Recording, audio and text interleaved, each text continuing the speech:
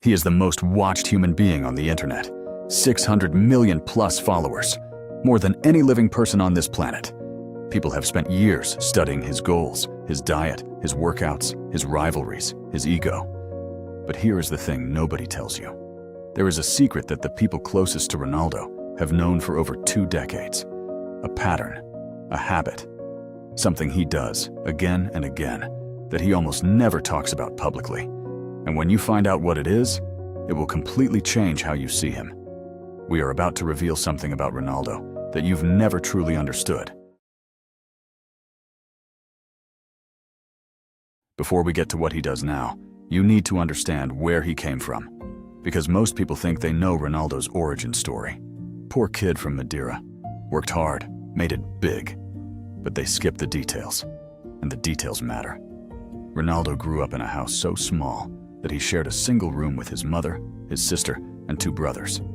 His father was a gardener who spent most of his wages on alcohol. His mother cleaned other people's houses before dawn so her children could eat. Some nights, they couldn't. There was a woman, a stranger, who worked the late shift at a local McDonald's. She knew the family. She knew what was happening. And so, quietly, without making it a big deal, she started setting aside the leftover food that would otherwise be thrown away and bringing it to him. That woman never got famous. She never got a thank you that the world could see. But Ronaldo remembered her. He has spoken about her in private, to people he trusted, for decades. He said he spent years after becoming famous trying to find her, trying to thank her. He never did. And something about that, the fact that he couldn't repay the one person who helped him most, carved something permanent into him. Because here is what nobody talks about.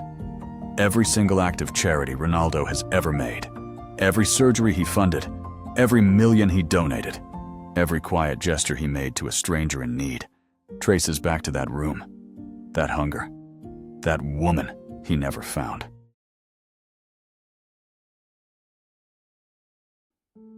You need to hold that thought, because the next thing Ronaldo did with that feeling will genuinely shock you. Here is a question.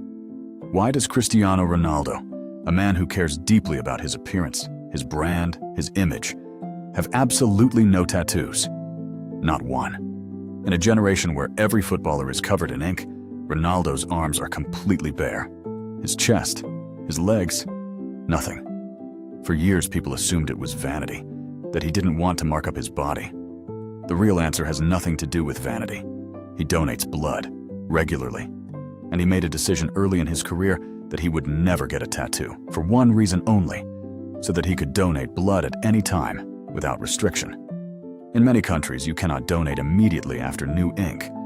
The risk of infection is too high. So Ronaldo removed the option entirely. No tattoos. Ever. For life. In 2015, he went public about it, standing in front of cameras and telling the world, each blood donation can benefit up to 3 people. That's why I encourage everyone to become a lifelong donor. 3 people. Per donation. Over a career spanning more than 20 years. Do that math quietly. Now, most people hear this and think, okay, that's admirable. That's a nice story. But then you find out what he did in 2014, and suddenly, this isn't a nice story anymore. It becomes something else entirely.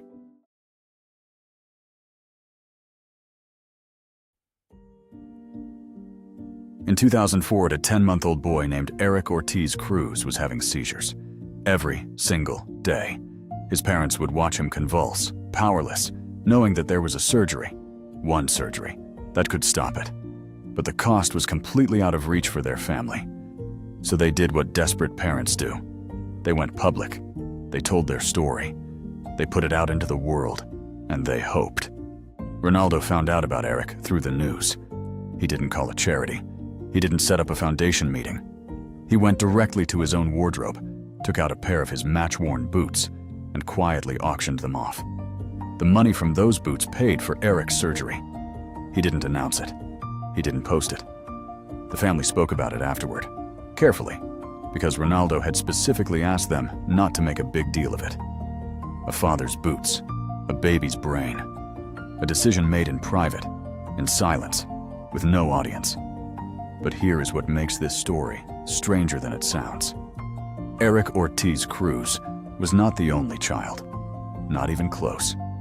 Because around the same time, the same year, Ronaldo was doing something else, something bigger, something that would cost him far more than a pair of boots, and it started with the most important trophy of his career.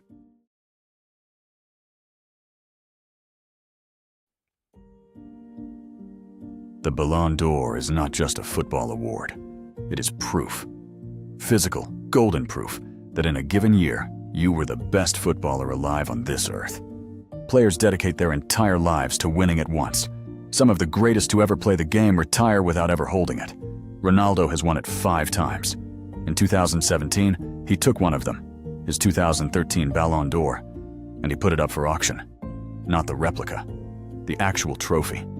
He raised over £600,000, and he gave every single penny to the Make-A-Wish Foundation, a charity that exists for one purpose: to grant final wishes to children with life-threatening illnesses. Children who, in many cases, are running out of time. £600,000 for children he had never met, would likely never meet, who, in the worst cases, would not survive long enough to know his name. Now, at this point in the story, you might be thinking, this is Ronaldo. He has hundreds of millions. What is 600,000 to him? Is this really sacrifice? That is a fair question. And the answer comes 2 years later, when the entire world shut down.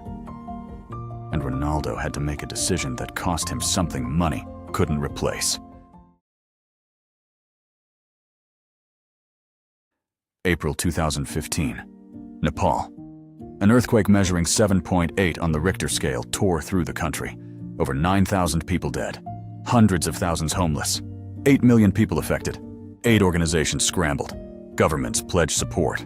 The world watched. Ronaldo donated €7 million from his personal account to save the Children's Nepal Relief Fund. 7. His jersey number, chosen deliberately. That single donation was one of the largest individual contributions made to that disaster. From one man, one decision, one number. Then 2020, COVID-19. While football clubs argued over contracts and governments debated lockdowns, Ronaldo and his agent Jorge Mendes called Lisbon's Santa Maria Hospital directly. They didn't wait. They didn't consult a PR team. They funded 2 complete intensive care units. Equipment, beds, staff, £1 million out of their own pockets. The hospital president confirmed it publicly. Not Ronaldo. And at Juventus, where Ronaldo was earning £500,000 a week, he voluntarily cut his own wages, a decision that cost him nearly £4 million personally, so the club could keep lower-paid staff employed during the shutdown. No statement, no Instagram post. His accountant knew, his agent knew, and the people lying in ICU beds, on ventilators, in units he built, fighting to breathe. But here's the thing about all of this: the Nepal donation, the ICU units, the wage cut, that nobody has properly explained. Why? Why does he keep doing this, over and over, when he doesn't have to? The answer is one sentence. One sentence his father told him when he was a child in Madeira, and it explains everything.